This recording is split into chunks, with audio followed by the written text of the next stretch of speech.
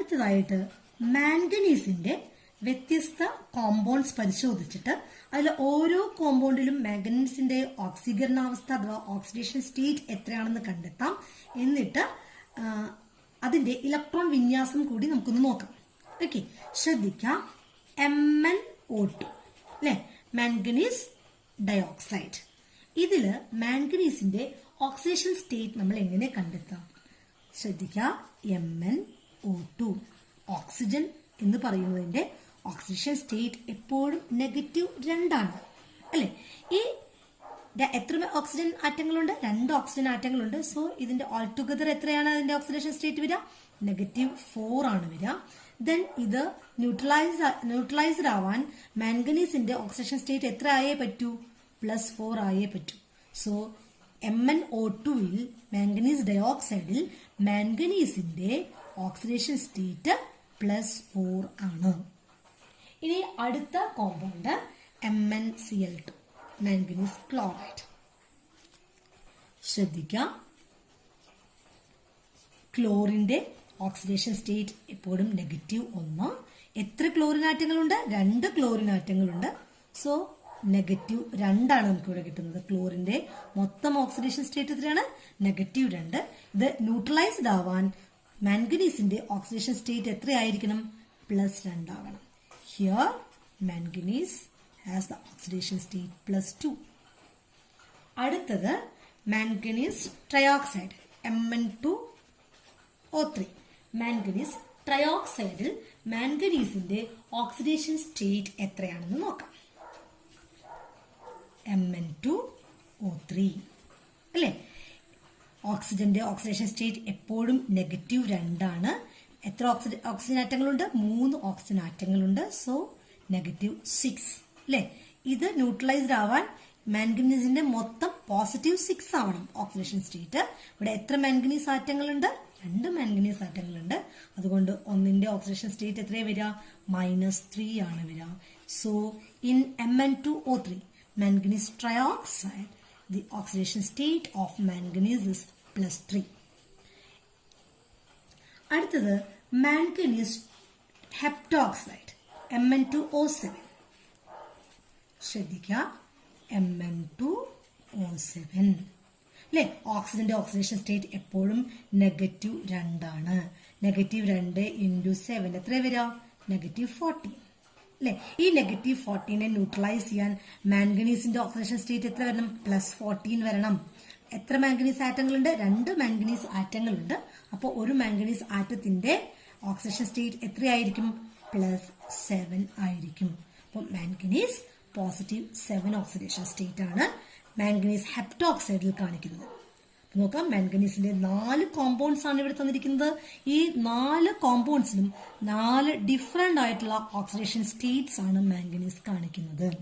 ഇനി നമുക്ക് manganese Mn4+ ion വരുമ്പോൾ അതിന്റെ ഇലക്ട്രോൺ വിന്യാസം എങ്ങനെ എഴുതാം, അല്ലെങ്കിൽ എന്താണ് അവിടെ സംഭവിക്കുന്നതെന്ന് നമുക്കതിന്റെ ഇലക്ട്രോണിക് കോൺഫിഗറേഷൻ പരിശോധിച്ച് നോക്കാം. മാംഗനീസിന്റെ അറ്റോമിക് നമ്പർ 25 ആണ് അല്ലെ. അതിന്റെ ഇലക്ട്രോൺ വിന്യാസം നമുക്ക് എങ്ങനെ എഴുതാൻ പറ്റും?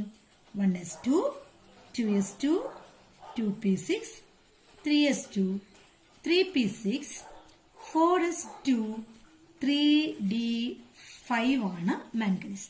ന്യൂട്രൽ മാംഗനീസ് ആറ്റത്തിന്റെ ഇലക്ട്രോൺ വിന്യാസമാണ് ഇവിടെ എഴുതിയിരിക്കുന്നത്. This is the electronic configuration of manganese atom. ഇനി ആദ്യത്തെ Mn4+ അയോൺസ് വരുമ്പോൾ എന്താണ് സംഭവിക്കുന്നത്? എത്ര ഇലക്ട്രോൺസിനെ ഡൊണേറ്റ് ചെയ്താലാണ് +4 ഓക്സിഡേഷൻ സ്റ്റേറ്റ് കാണിക്കുക? 4 ഇലക്ട്രോൺസിനെ ഡൊണേറ്റ് ചെയ്യണം. 2 ഇലക്ട്രോൺസിനെയാണ് എവിടെ കൊടുക്കാനുള്ളൂ? അവസാനത്തെ എസ് സബ്ഷെല്ലിൽ കൊടുക്കാനുള്ളൂ. അപ്പൊ ബാക്കി 2 ഇലക്ട്രോണുകളെ എവിടെ നിന്ന് ആക്സെപ്റ്റ് ചെയ്യും? തൊട്ട് മുന്നിലുള്ള ഡി സബ്ഷെല്ലിൽ നിന്നും ആക്സെപ്റ്റ് ചെയ്യും. Okay, it accepts the 2 electrons from the penultimate d subshell. അപ്പോൾ ഇവിടെ നിന്നും 2 ഇലക്ട്രോണുകൾ പോയി കഴിഞ്ഞാൽ ഈ 3d സബ്ഷനിൽ എത്ര ഇലക്ട്രോൺ ആണ് പിന്നെ വരിക?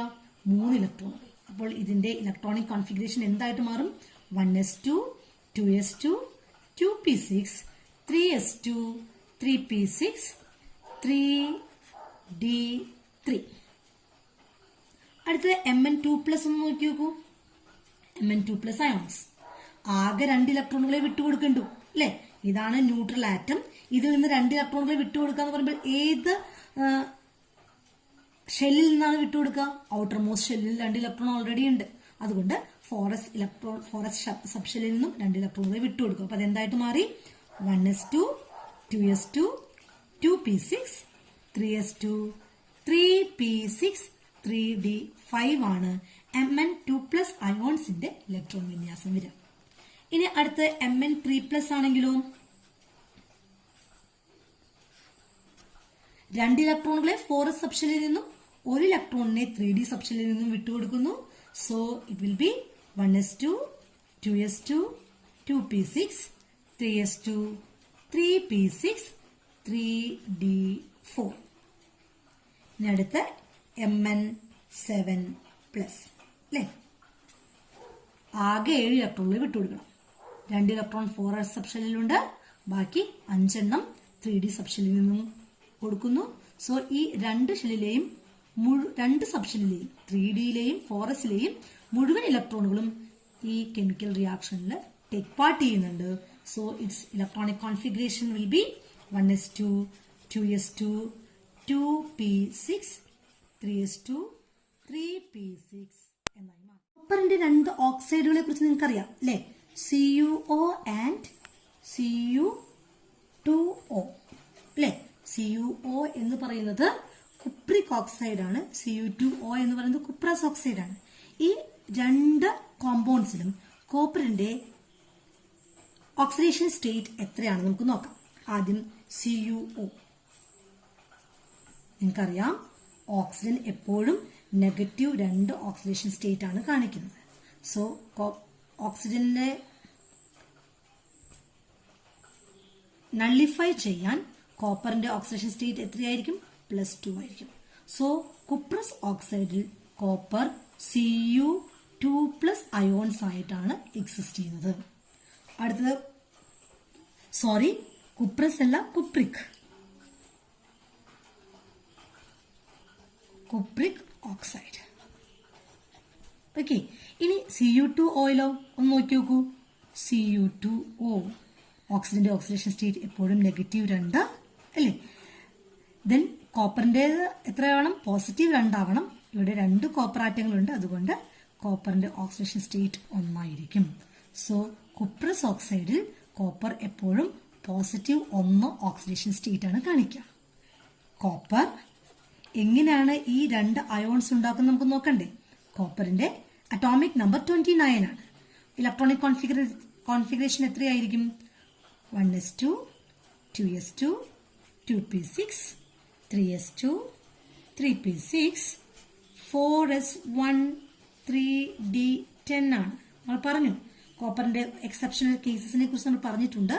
സ്റ്റെബിലിറ്റി അറ്റൈൻ ചെയ്യാൻ വേണ്ടി 4sലെ 1 ഇലക്ട്രോൺ എങ്ങോട്ട് ട്രാൻസ്ഫർ ചെയ്യപ്പെടുന്നു? 3d സബ്ഷെല്ലിലേക്ക് ട്രാൻസ്ഫർ ചെയ്യപ്പെടുന്നു. സോ കോപ്പറിന്റെ ഇലക്ട്രോണിക് കോൺഫിഗറേഷൻ ഇങ്ങനെയാണ് വരുന്നത്.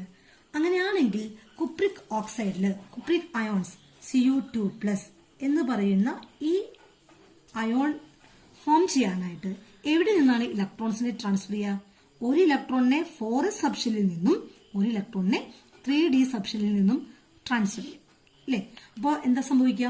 1s2 2s2 2p6 3s2 3p6 3d9 ആണ് Cu2+ അയോൺസിന്റെ ഇലക്ട്രോണിക് കോൺഫിഗറേഷൻ വരിക. ഇനി Cu+ അയോൺസിന്റെ ഇലക്ട്രോണിക് കോൺഫിഗറേഷൻ എന്താ വരിക? ഒറ്റ ഇലക്ട്രോണിനെ വിട്ടുകൊടുക്കുന്നുള്ളൂ, അതുകൊണ്ടാണ് ഒരു പോസിറ്റീവ് ചാർജ് അല്ലെ. ആ 1 ഇലക്ട്രോൺ ഇതിൽ നിന്നാണ് ഇത് വിട്ടുകൊടുക്കുന്നത്? 4s സബ്ഷെല്ലിൽ നിന്നാണ് വിട്ടുകൊടുക്കുന്നത്. അപ്പോൾ ഇത് എങ്ങനെ എഴുതാം? 1s2 2s2 2p6 3s2 3p6 3d10. 1 ഇലക്ട്രോണിനെ 4sൽ നിന്ന് വിട്ടുകൊടുക്കുന്നു. ശ്രദ്ധിക്കാം, manganese Mn2+ അയോണുകളായിട്ടും Mn3+ അയോണുകളായിട്ടും Mn4+ അയോണുകളായിട്ടും Mn5+, 6+, 7+ ഈ എല്ലാ ഓക്സിഡേഷൻ സ്റ്റേറ്റ്സും മാംഗനീസ് കാണിക്കുന്നു. അയൺ എന്ന് പറയുന്നത് Fe2+ അയോൺസ് ഉണ്ട്, Fe3+ ഉണ്ട്, ഫെറസ് ആൻഡ് ഫെറിക് അയോൺസ് അല്ലെ. കോപ്പർ ആണെങ്കിൽ Cu+ അയോൺസ് ഉണ്ട്, Cu2+ അയോൺസ് ഉണ്ട്, കുപ്രസ് അയോണുകളും കുപ്രിക് അയോണുകളും ഉണ്ട്. Why they show different oxidation state? എന്തുകൊണ്ടാണ് അവ വ്യത്യസ്ത ഓക്സീകരണാവസ്ഥകൾ കാണിക്കുന്നത്? എന്താ കാരണം? Because the difference in energy between the outermost s subshell and the penultimate d subshell is very small. So while take part in chemical reaction, the electrons from both S and D subshells take part under suitable conditions. അതായത് അനുകൂലമായ സാഹചര്യം വരുമ്പോൾ എന്ത് സംഭവിക്കുന്നു? അവസാനത്തെ S സബ്ഷെല്ലിൽ നിന്നും തൊട്ടു മുന്നിലുള്ള ഡി സബ്ഷെല്ലിലുള്ള ഇലക്ട്രോണുകൾ രണ്ടും ഈ രാസപ്രവർത്തനത്തിൽ പങ്കെടുക്കാനുള്ള ടെൻഡൻസി കാണിക്കുന്നു. അതുകൊണ്ടാണ് ഇവയ്ക്ക് വ്യത്യസ്ത ഓക്സീകരണാവസ്ഥകൾ ഉള്ളത്. ഇനി ഡി ബ്ലോക്ക് എലമെന്റ്സിന്റെ അടുത്ത മൂലകങ്ങൾ നിറമുള്ള സംയുക്തങ്ങൾ ഉണ്ടാക്കുന്നു. ഇപ്പൊ നമുക്ക് അറിയാവുന്ന, നമുക്ക് ഫെമിലിയർ ആയിട്ടുള്ള കുറച്ച് ഡി ബ്ലോക്ക് എലമെന്റ്സിനെ കുറിച്ച് നമുക്ക് നോക്കാം. ആദ്യം അയൺ. അയണിന്റെ ഇവിടെ ഇലക്ട്രോണിക് കോൺഫിഗറേഷൻ തന്നിട്ടുണ്ട്. കൊബാൾട്ട്. കൊബാൾട്ടിന്റെ ഇലക്ട്രോണിക് കോൺഫിഗറേഷൻ ഇവിടെയുണ്ട്. കോപ്പറിന്റെ ഇലക്ട്രോണിക് കോൺഫിഗറേഷൻ ഉണ്ട്. ഇതിന്റെ പ്രത്യേകതകൾ എന്താണ്? അല്ലെ, they have partially filled d subshells. അല്ലെ, ഡി സബ്ഷൻസ് പാർഷ്യലി ഫിൽഡ് ആവുമ്പോൾ എന്താണ് സംഭവിക്കുന്നത്? Due to the presence of this partially filled D subshells, they form colored compounds. ബാഹികമായ ഡി സബ്ഷെല്ലിന്റെ സാന്നിധ്യമാണ് ഈ കോമ്പൗണ്ട്സിനൊക്കെ, ഈ എലമെന്റ്സിന്റെ കോമ്പൗണ്ട്സിനൊക്കെ നിറമുണ്ടാകാനുള്ള ഒരു കാരണം. നമുക്ക് ചില ട്രാൻസിഷൻ എലമെന്റ്സിന്റെ കോമ്പൗണ്ട്സിനെ പരിചയപ്പെടാം. Hydrated copper sulphate. നിങ്ങൾക്കറിയാം കോപ്പർ സൾഫേറ്റിന്റെ പ്രത്യേകത, it is blue in colour. അല്ലെ, കോപ്പർ സൾഫേറ്റിന്റെ നിറം നീലയാണ്. കൊബാൾട്ട് നൈട്രേറ്റ്, അതിന് പെയിൽ പിങ്ക് കളറാണ്. പൊട്ടാസ്യം പെർമാംഗനേറ്റിന് പിങ്ക് കളറാണ്. ഫെറസ് സൾഫേറ്റിന് പെയിൽ ഗ്രീൻ കളറാണ്. അല്ലെ, ഒരു ഇളം പച്ച നിറമാണ് ഫെറസ് സൾഫേറ്റിനുള്ളത്. ഫെറിക് ക്ലോറൈഡിനോ ഡാർക്ക് ഗ്രീൻ, കടും പച്ച നിറമാണ്. പൊട്ടാസ്യം ഡൈക്രോമേറ്റിന് ഓറഞ്ച് നിറമാണ്. മാംഗനീസ് ഡയോക്സൈഡിന് ബ്ലാക്ക് ആയിട്ടുള്ള നിറമാണ്. ഫെറിക് ഓക്സൈഡിന് ബ്രൗൺ നിറമാണ്. ഇത് എവിടെയൊക്കെയാണ് ഉപയോഗിക്കുന്നത് നിങ്ങൾക്ക് അറിയാൻ കുട്ടികളെ? ഗ്ലാസിനൊക്കെ കളർ കൊടുക്കാൻ, അതുപോലെ ഫയർ വർക്ക്സ്, അല്ലെ, നമുക്ക് പടക്കത്തിനൊക്കെ കളർ കൊടുക്കാനായിട്ടും, അതുപോലെ ക്ലേ വെസൽസ്, ക്ലേ മോഡലിംഗ് ഒക്കെ നടത്തുമ്പോഴേ അതിന് നിറം കൊടുക്കാനായിട്ടും, ഫാബ്രിക്സിന് നിറം കൊടുക്കാനൊക്കെ ആയിട്ട് നമ്മൾ ഈ ഡി ബ്ലോക്ക് മൂലകങ്ങളുടെ കളേർഡ് കോമ്പൗണ്ട്സ് യൂസ് ചെയ്യും.